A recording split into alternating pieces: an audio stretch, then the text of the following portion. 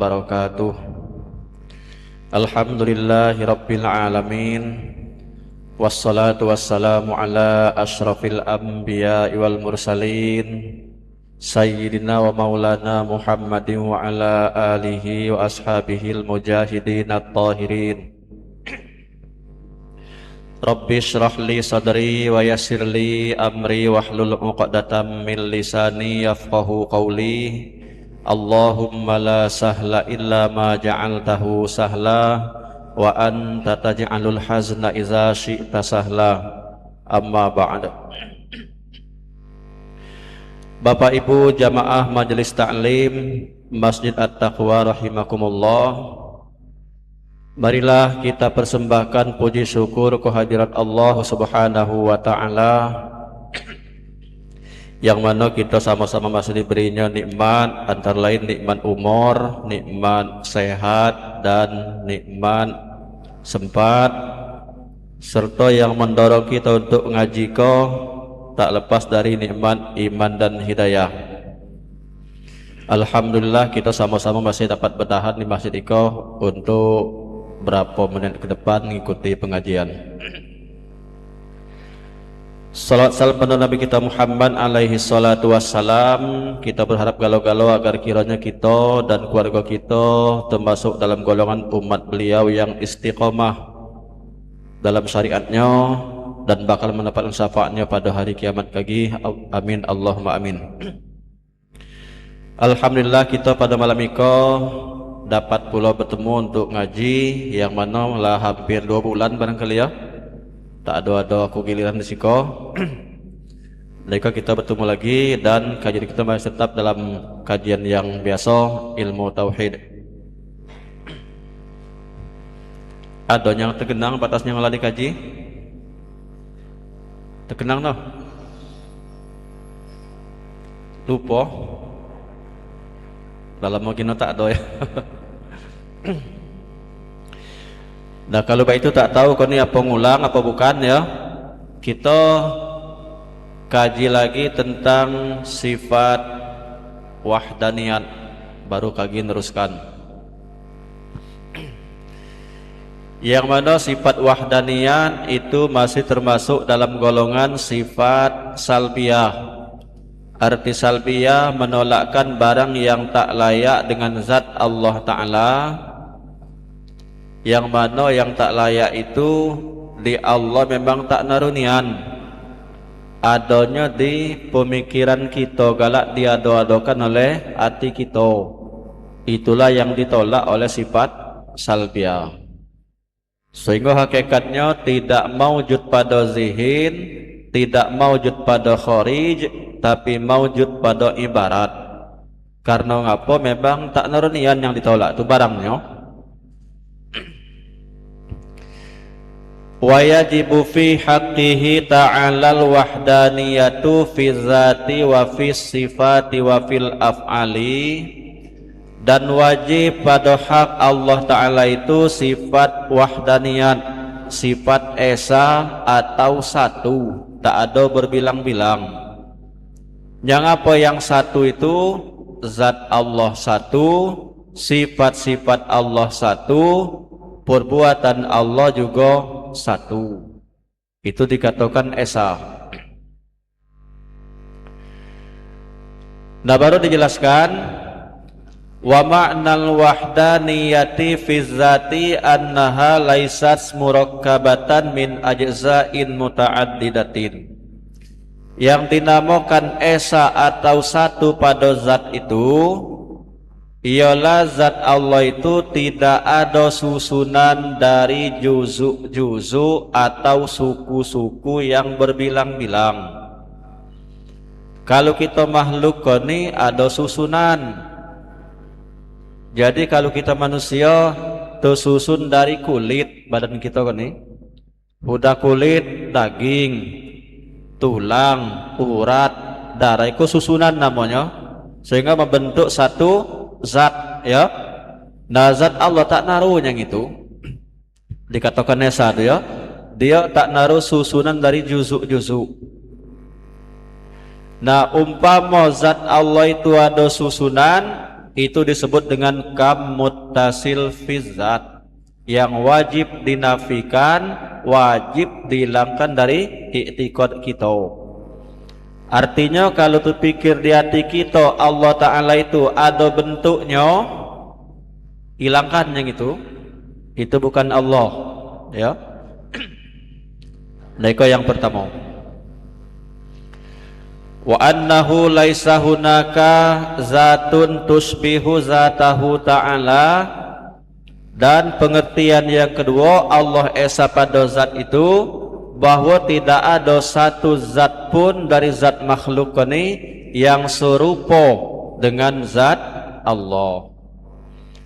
Kalau di hati kita terpikir ada zat makhluk yang serupa dengan zat Allah, disebut dengan kam munfasil fi zat. Jadi kedua-duanya itu dinafikan, ditidakkan. Berarti bak mana i'tiqad yang benar tentang esa zat? Kalau kita lah beritikad, lah berkeyakinan zat Allah itu tak naruh susunan dan zat Allah itu tak naruh samonyo, ya, susunan tak naruh, yang serupa juga tak naruh, itu baru esa pada zat. Setiap yang terbayang di hati kita rasa baik itu zat Tuhan tu, ya. Nah itu bukan galau itu. Jadi hati-hati gitu. Kalau umpamanya terbayang di hati rasa tercelik, rasa baik itu zat Tuhan tu, ya. Kita yakin itu zat Allah, na'udzubillah. Itu namanya syirik, ya. Nah, jadi kesimpulannya, ketika zat Allah Ta'ala itu tak naruh susunan dan tak naruh yang serupa dengan dia, berarti tak pacak dibayangkan oleh hati kita.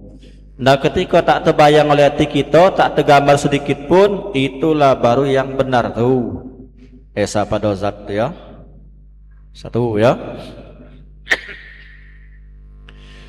Nah, berikutnya wa ma'nal wahdaniyati fi sifati, dan makna atau pengertian esa pada segala sifat. Sifat Allah Ta'ala itu yang wajib kita kenal, yang wajibnya 20, tapi disebut esa, disebut satu. Bak mana maksudnya?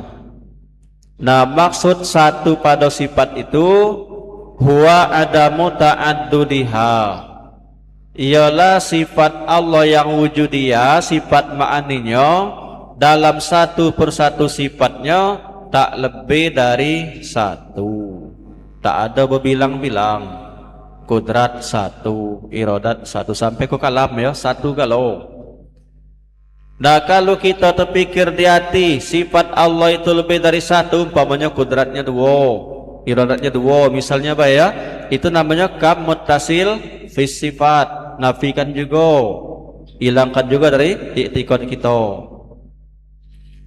Nah, yang kedua, annahu ta'ala, bahwasanya Allah Ta'ala itu tadi tidak ada berbilang sifatnya, ya. Nah, yang kedua ialah laisa li ghairihi sifatun tusabihu sifatahu ta'ala, bahwa tidak ada satu sifat pun dari makhluk ini yang serupa dengan sifat Allah, ya. Falaisa li ghairihi ta'ala qudratun ka qudratihi ta'ala au ilmun ka ilmihi, tidaklah bagi selain Allah itu ada sifat kudrat yang sama dengan sifat kudrat Allah, atau ada sifat ilmu yang sama dengan sifat ilmu Allah. Kita ada kudrat, kuasa, kemampuan. Allah ada kudrat tapi lain. Kudrat Allah semata-mata, ya, mencipta, itu kudrat Allah, ya. Kudrat kita ngapa? Pemberiannya, pinjamannya. Ngapa kita mampu baik itu? Karena dia yang tentukannya, menunjukkan ke kita. Ilmu Allah dengan ilmu kita lain. Ilmu Allah meliputi tak naruh yang Allah itu tak tahu. Dari apa baik, ya? ilmu kita sangat terbatas, dan itu juga nyuan dari Allah. Nah, jadi kesimpulannya yang dikatakan esa pada sifat itu ketika kita pajak membuang kam muttasil fis sifat dan kam munfasil fis sifat. Artinya hilangkan dari anggapan kita sifat Allah itu berbilang-bilang, lebih dari satu dalam macam-macamnya, dan juga ada sifat makhluk yang serupa dengan sifat Allah. Hilangkan kedua. Nah, yang benarnya ketika kita beriktikad sifat ma'ani Allah itu satu dalam semacam-semacamnya, dan tidak ada satu pun sifat makhluk ini yang serupa dengan sifat Allah. Jadi bak mana? Ya tak baca mayangkannya itu. Ya, itulah baru yang benar. Nah, itu esa pada sifat. Wa ma'nal wahdaniyati fil af'ali, dan makna atau pengertian esa pada perbuatan annahu laisa li ghairihi fi'lum minal af'al, bahwasanya tidak ada bagi yang lain dari Allah itu satu perbuatan pun daripada segala perbuatan. Tak naruh satu pun perbuatan yang bukan perbuatan Allah. Nah, itu maksudnya. Kalau kita anggap ada yang bukan perbuatan Allah, itulah kam munfasil fil af'al. Nafikan juga, ya. Jadi kita isbatkan yang mana? Kam muttasil fil af'al dengan pengertian perbuatan itu banyak dan yang muatnya satu, ialah Allah. Wallahu khalaqakum wa ma ta'malun. Allah menciptakan kamu dan apa-apa yang kamu perbuat. Kita barangkali kebanyakan terkenang kalau manusia kau ni jaklum lahir ku lahir, siapanya dinyo? Allah. Ba itu lahir, apalagi lah bersalah tua kau ni, rasa bukan lagi Tuhan itu. Rasa diri itulah. Kita berjalan ke biko ke bitu, kita ngerjakan apa? Rasa diri itulah. Nah, itu keliru, ya. Yang apa yang kita kerjakan tak lepas dari perbuatan Allah hakikatnya. Nah, itu ya. Nah, itu dikatakan esa pada perbuatan. Jadi pak itu kajian esa tuh, sifat esa tuh ya. Kita simpulkan, kita mengesakan Allah itu dengan mau itikadkan, mau yakini bahasa kitanya zat Allah itu tidak ada susunan pecah zat kita makhluk, dan tidak ada satu pun zat makhluk yang serupa dengan zat Allah. Sifat-sifat ma'ani Allah tak ada berbilang-bilang, dan tidak ada satu sifat pun dari makhluk ini yang serupa dengan sifat Allah, dan tidak ada satu perbuatan pun yang bukan perbuatan Allah. Neko esa namanya. Jadi kira-kira kita ini dang dijelaskan kau ini rasanya pahamlah ya. Nah, untuk mempertahankan pemahaman yang lah dapat kau ini, apa lah mau tahannya kira-kira? Ikolah yang khawatir tuh, dang dibahas kau ini rasanya masuk di akal ya. Kaki jangan ya barangkali kelam, bagaimana lah? Nah, paling tidak lah longgar, lalu po ya. Tidak dikaji aja. Lego tentang sifat esa. Nah, baru oleh ulama tauhid dijelaskan wadidduha ail wahdaniyati at-ta'addudu. Lawan daripada esa itu ialah berbilang-bilang. Kalau Allah berbilang-bilang hukumnya mustahil. Wad dalilu ala zalika ail wahdaniyati bimakna ghairin naziri fi zati was sifat, dan dalil bahwa Allah Ta'ala itu esa atau satu dengan pengertian tidak ada bandingan pada zat dan segala sifat Allah Ta'ala itu, annahu ta'ala bahwasanya Allah Ta'ala itu lau kana muta'addidan, kalau Allah itu berbilang-bilang, ka ayyakuna hunaka ilahani, seperti Allah, seperti Tuhan itu ada dua misalnya atau lebih. Lam yujad syai'un ay ba'dum min hazihil makhluqat, niscaya tidak akan didapat sesuatu daripada makhluk ini. Nah itu ya dalilnya, dalil akal ya. Sekiranya Allah itu berbilang-bilang, lebih dari satu, takkan mungkin alam semesta ini ada. Apa sebab? Kalau Tuhan lebih dari satu, pasti ngalami dua hal. Pertama sepakat, kedua berselisih. Ketika dia sepakat, itu Tuhan itu sepakat, dua Tuhan ini ngapo, sama-sama nak ngadakan alam, takkan mungkin terjadi. Ya, itu. Jadi intinya, kalau Tuhan itu sepakat namanya burhanut tawarud, ketika Tuhan itu berselisih namanya burhanut tamanu. Dalam istilah tauhid ya. Bapak nak berselisih, puji Tuhan yang satu, aku nak jadikan alam. Puji Tuhan yang kedua, aku dah nak jadikan alam. Ini berselisih namanya. Jadi dalil yang dalil yang bertegah-tegahan, takkan terjadi alam. Nah itu sekiranya Tuhan itu lebih dari satu atau tak ada esa, ya, dalil akalnya. Nah baru oleh ulama tauhid dalam permasalahan sifat wahdaniyat iko dikajilah secara detail tentang asbabul adiyah, ialah hukum adat. Yang mana kesimpulannya, walhasilu, kesimpulan, anna mani taqada annal asbabal adiyata kan nari wasikin wal akli wasyurbi tu'assiru fi musabbabatiha. Barang siapa yang beriktikad bahwa sebab-sebab kebiasaan itu seperti api, pisau, makan dan minum memberi bekas dengan sendirinya.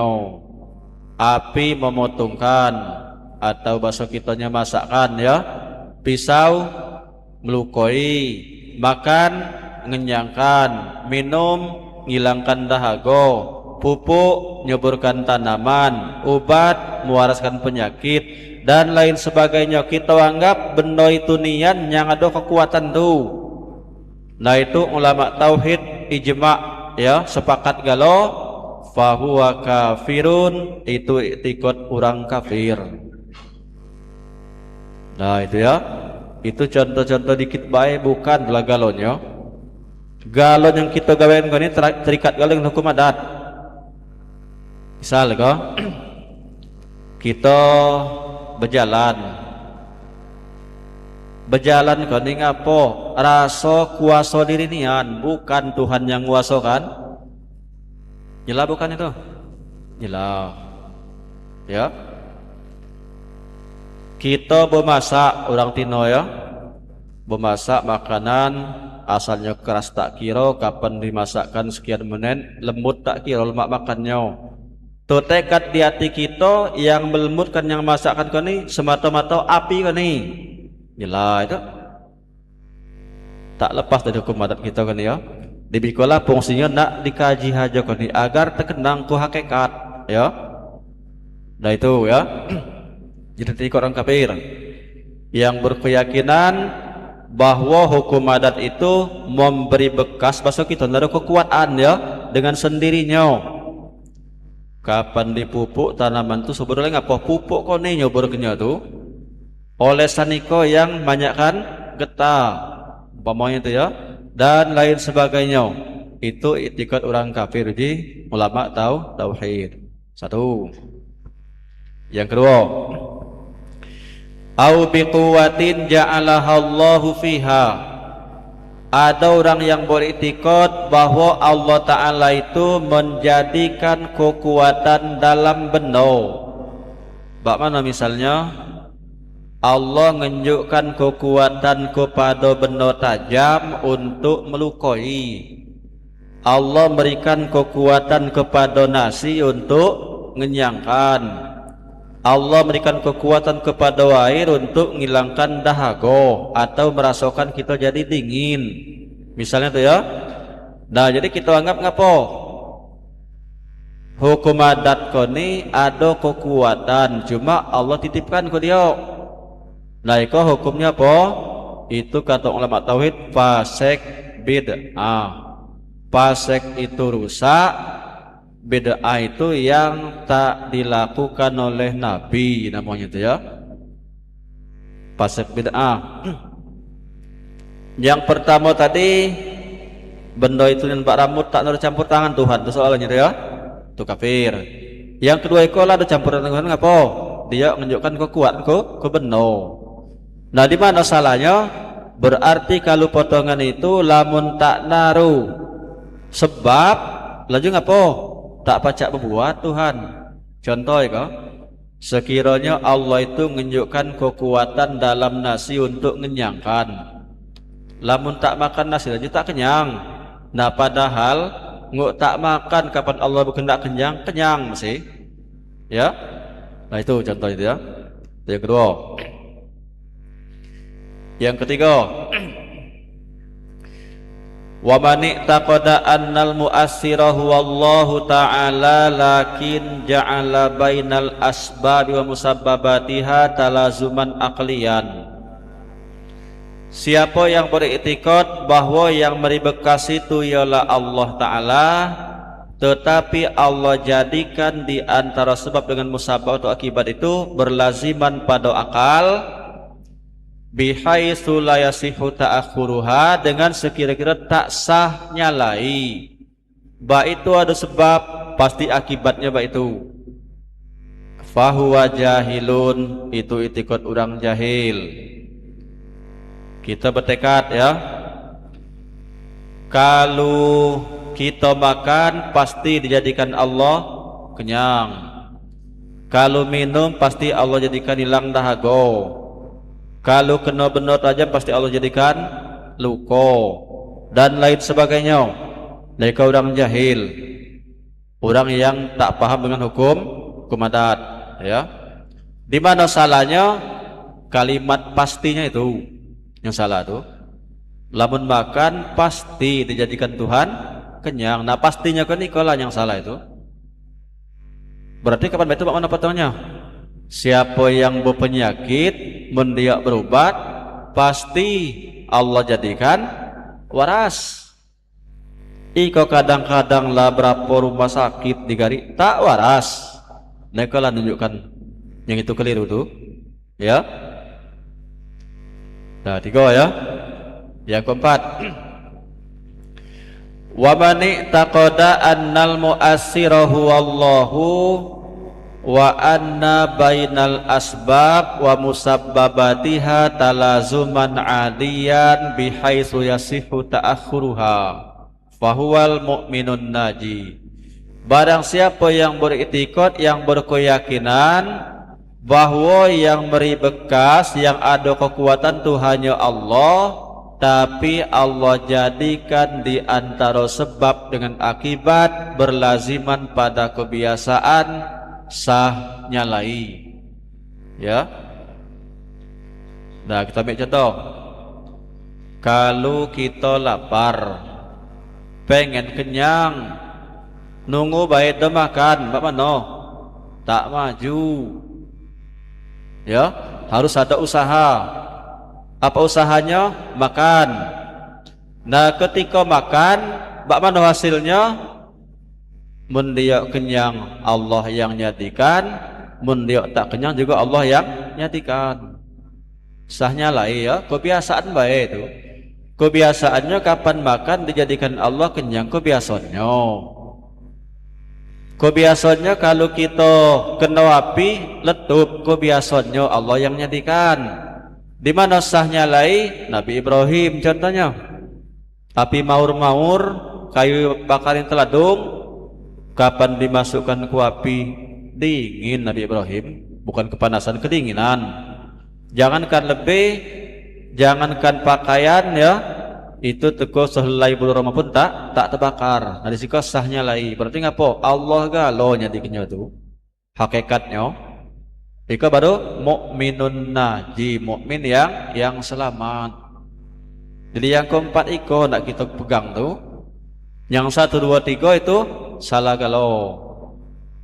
Nah, yang keempat i'tikad yang benar, yang pertama tekad yang paling salah, kafir, tapi barangkali kita akui galau-galau yang paling neban terpakai tekad yang pertama.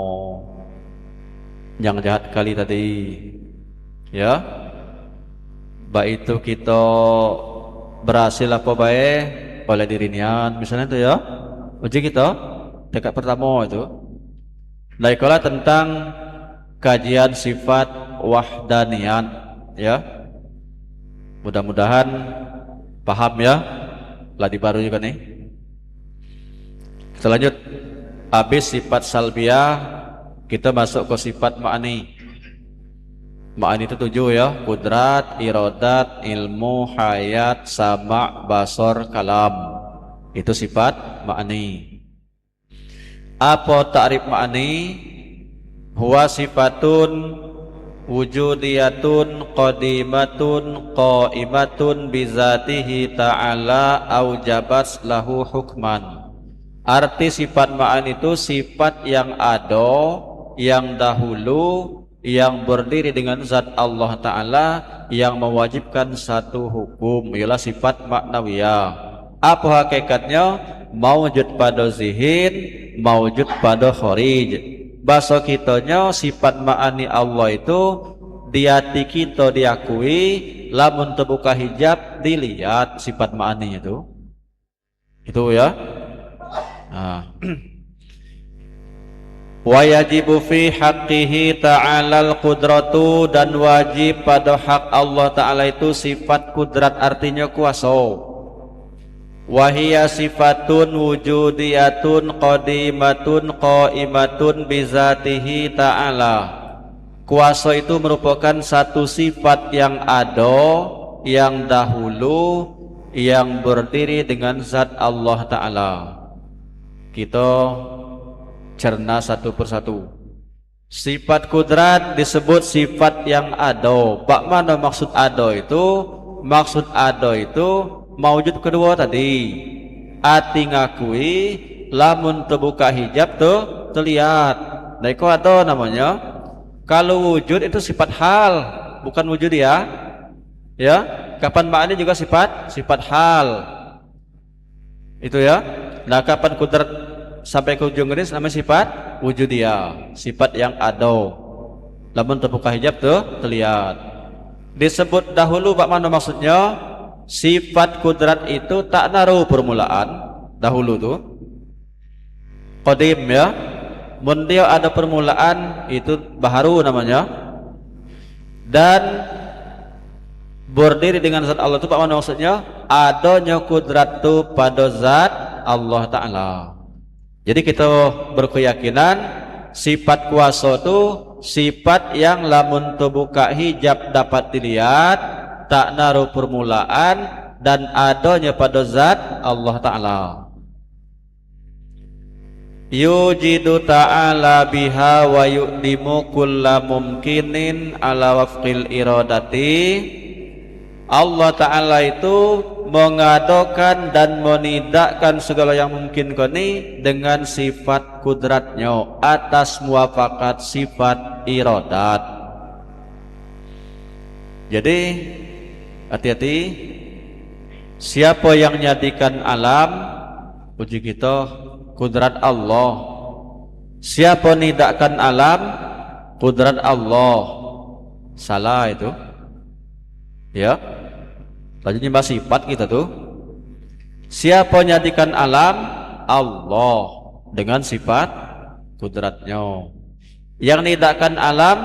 Allah dengan sifat kudratnya. Apa itu caranya tuh? Keyakinan tuh ya. Jadi Allah itu dengan sifat kudratnya ngadokan dan nidakkan semesta alam koni muwafakat dengan sifat iradat atau ketentuannya. Artinya apapun yang dijadikannya dan yang ditidakkannya itu pas dengan kehendaknya. Kita iktibar baharu ya. Kita itu ada kudrat cuma kudrat baharu, mampu nak buat apa baik. Ada pula iradat cuma iradat baharu, mampu menentukan apa baik. Umpama nak buat rumah, takkan mungkin langsung digawekan, kita berencana dulu.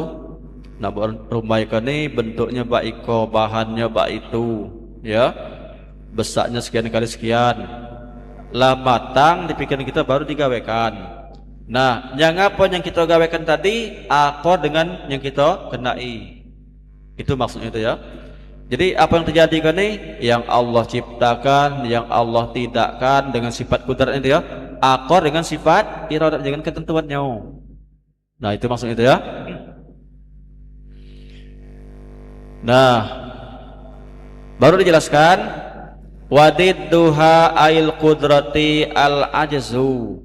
Lawan dari kuasa itu ialah lemah. Bak mana maksud lemah di situ? Bukan lemah tak pacak ngapo-ngapo. Kalau kita anggap ada satu baik dari ciptaan kau ni yang Tuhan tak mampu nyadiknya, itu lemah namanya. Mustahil hukumnya. Ya. Nah, itu ajuz. Wad dalilu ala zalika ay subutil qudrati lahu ta'ala wujudul alami. Dalil bahwa Allah Ta'ala itu bersifat kuasa ialah adanya semesta alam ini. Adanya alam kita jadikan dalil bahwa Allah Ta'ala itu kuasa. Li'annahu karena bahwasanya lawin tafat anhul qudratu lakana ajizan. Kalau Allah tidak bersifat kuasa, laju Allah itu lemah. Walau kana ajizan lam yujad syai'um min hazihil makhluqat. Kalau Allah Ta'ala itu lemah, takkan mungkin adanya semesta alam ini. Wa adamu wujudi syai'in minha muhalun, dan tidak adanya alam hukumnya mustahil. Karena ngapa nyalai kenyataan. Jadi renangi oleh kita ya. Allah Ta'ala itu kita yakin dia tu kuasa. Bukti dia kuasa tu adanya alam ko, ni renangi jauh-jauh. Sekiranya Allah tak bersifat kuasa, takkan mungkin dia mampu menciptakan alam. Dan ngapa alam ko ni ada? Menunjukkan dia tu kuasa. Yakinilah oleh kita itu caranya itu ya. Nah, baru kita kaji tentang takluk sifat kudrat. Takluk itu dalam ilmu tauhid, takluk itu bae membahas kita gawean misalnya ya. Apalah gawe tangan nak ngawekan apa bae niku takluk namanya. Apa gawe mata melihat, apa gawe telinga dengar, ya itu takluk namanya. Mending kita baharukan ya. Nah, sifat kudrat tadi ada takluk itu. Walaha sab'u ta'alluqatin. Sifat kudrat, sifat kuasa itu ada 7 takluk, 7 urusan. Wahidun suluhiyun qadimun. Yang pertama namanya suluhi qadim.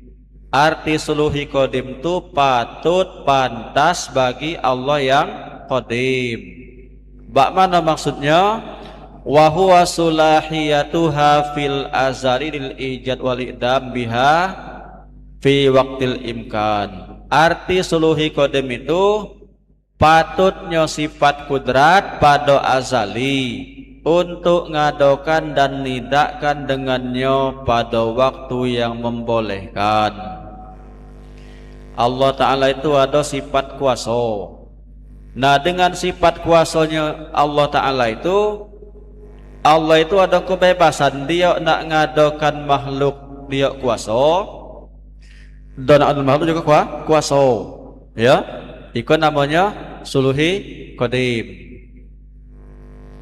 Jadi pada azali, pada tak naruh permulaan azali itu ya, Allah Ta'ala itu dengan sifat kudratnya patut untuk nyadikan, patut untuk nidakkan. Itulah suluhi qadim. Iktibar baharu Kita itu ada kemampuan nak buat apa baik, ada tangan ini ngapa pacak ngawekan apa baik, terserah kita tu lah. Nak ngawekan digawe kapok kita mampu, kapok do mampu ya. Nah itu namanya suluhi qadim.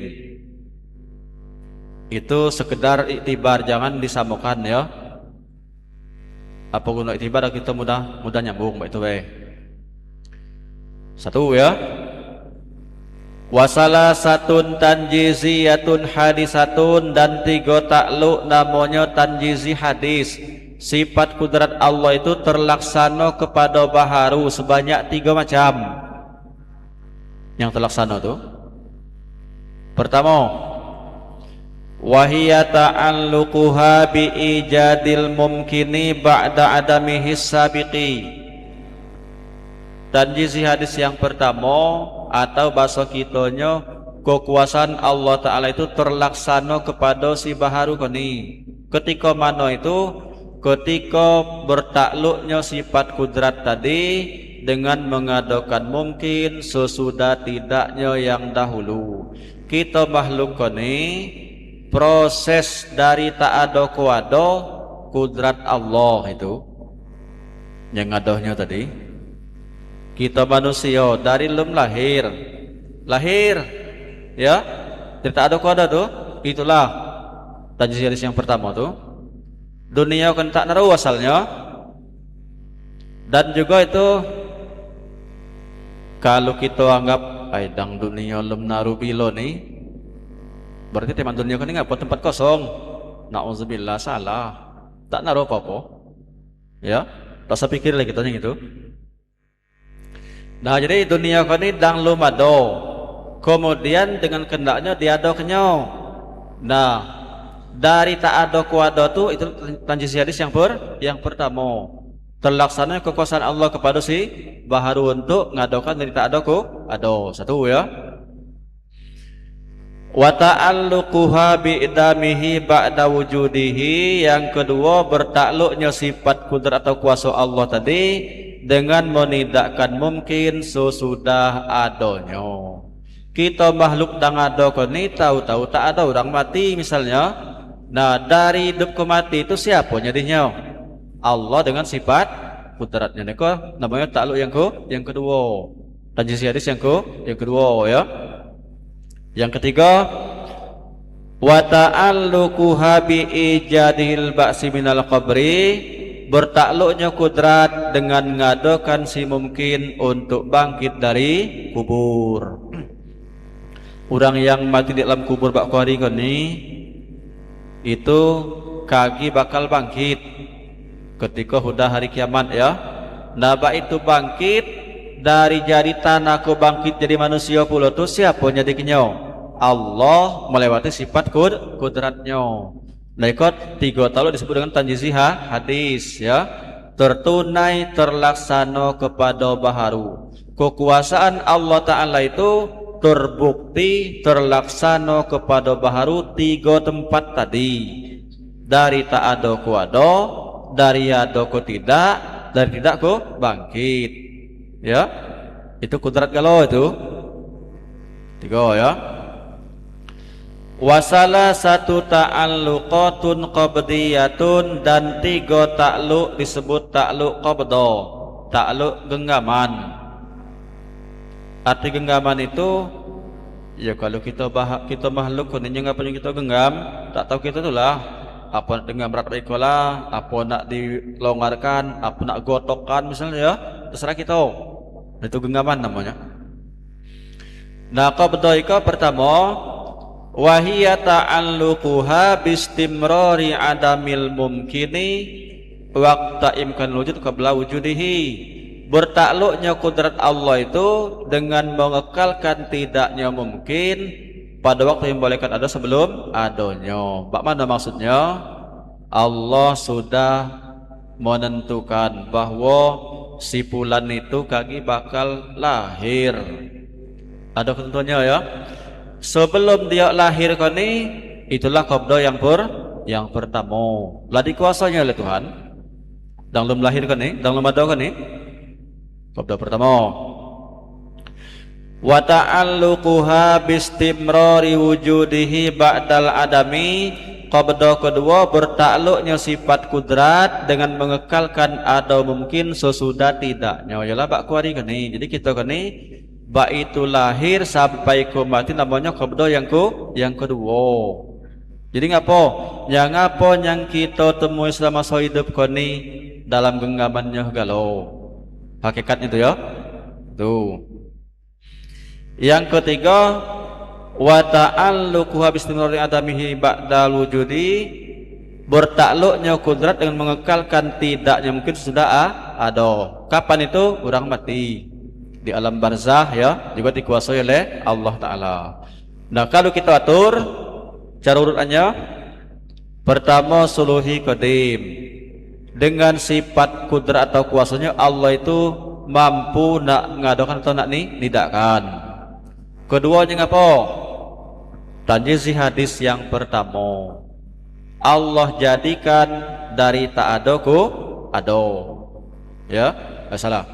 Yang kedua qabda yang pertama, ialah ketika ketentuan itu ada lah ditentukannya, cuma waktu ada itu belum sampai.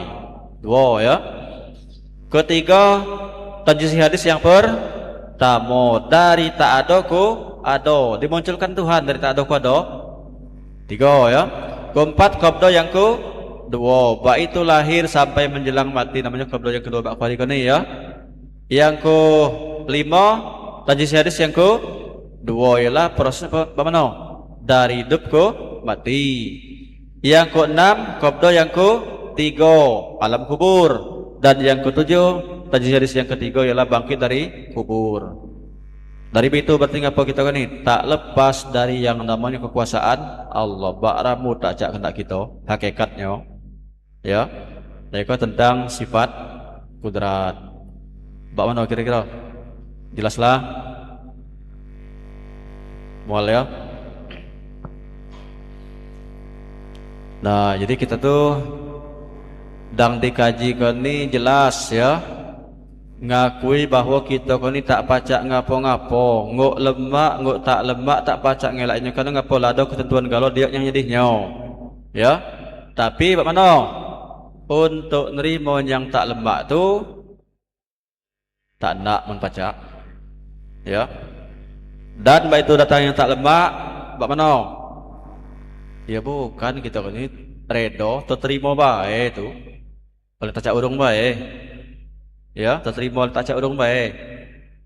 Nah itu sikap kita ni kalau ya.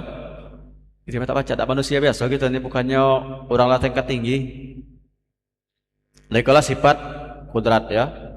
Jadi kita wajib yakin bahwa Allah itu kuasa dengan ketentuan atau uraian yang seperti yang sudah ku uraikan tadi ya.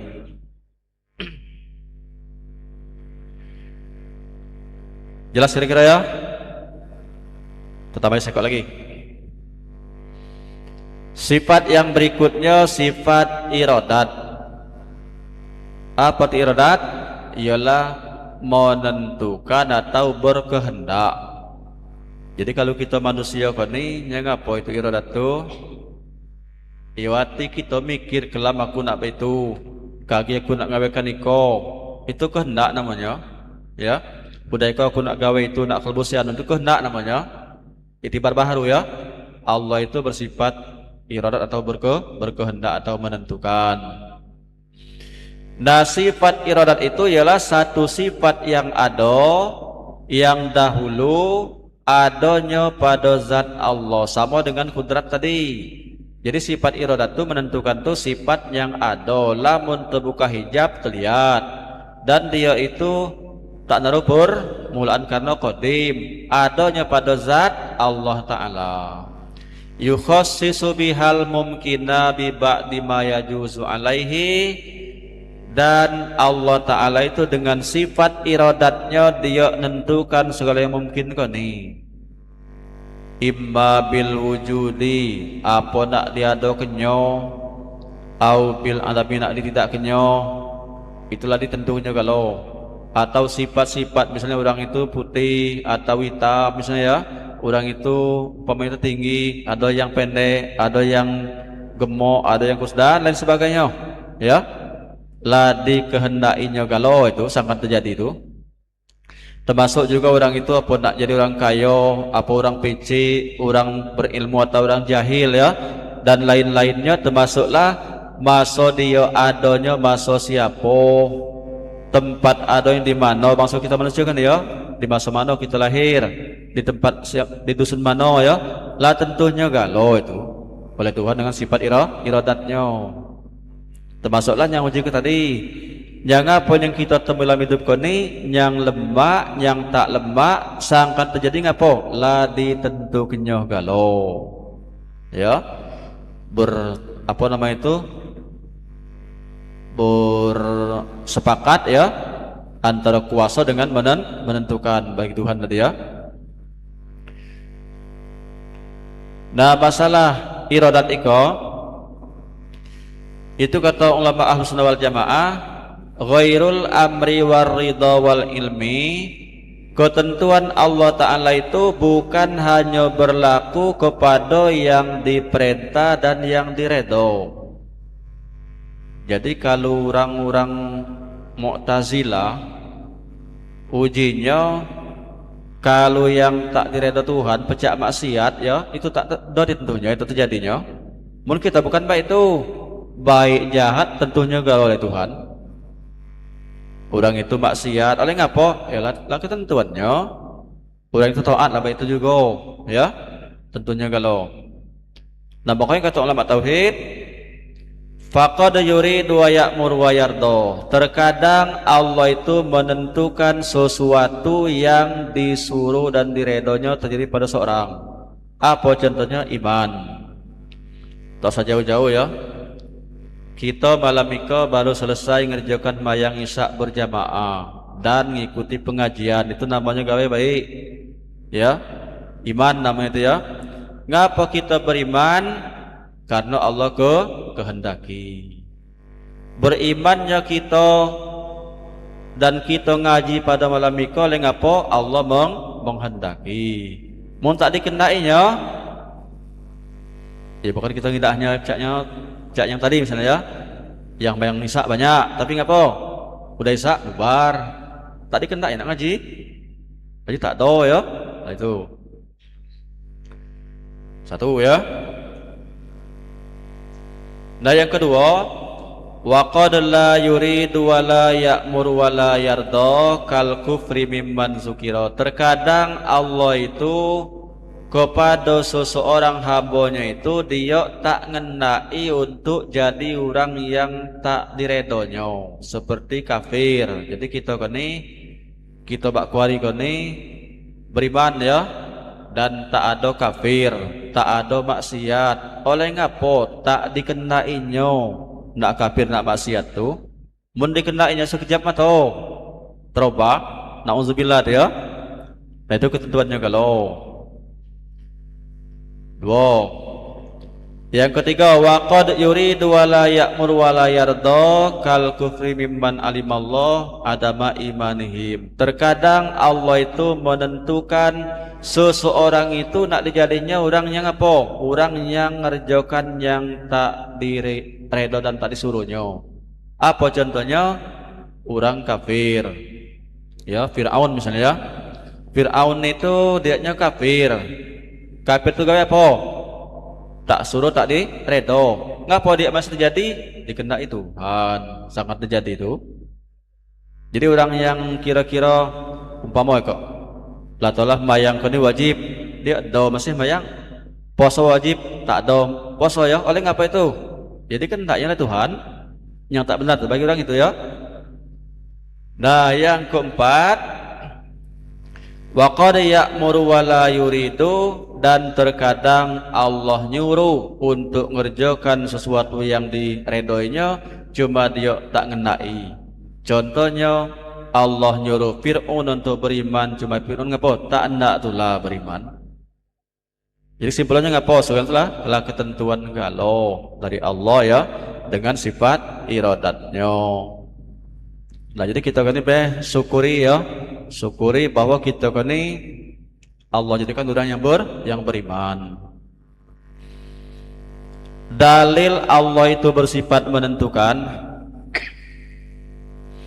Kalau Allah tak ada menentukan, pasti Allah Ta'ala itu apa nama itu tak kuasa, lemah. Lamun dia lemah tak kuasa, takkan mungkin adanya alam. Nah ngapo alam ikoni ada dan tertata rapi, ya. Bumi baik kekuadaannya makhluk itu rapi, ya. Oleh apa itu? Oleh Allah yang nyadikan, Allah yang nentukan. Jadi kita wajib yakin. Nah, tentang sifat iradat, ya. Nah mungkin ikulah dulu, ya. Insya Allah ke depan masih ada kesempatan kita lanjutkan lagi. Jadi baru ke sifat iradat, ke depan sifat ilmu berkenangan, ya. Itu baik dulu. Minta ada manfaatnya bagi kita kalau ya. Akhirul kalam. Wassalamualaikum warahmatullahi wabarakatuh.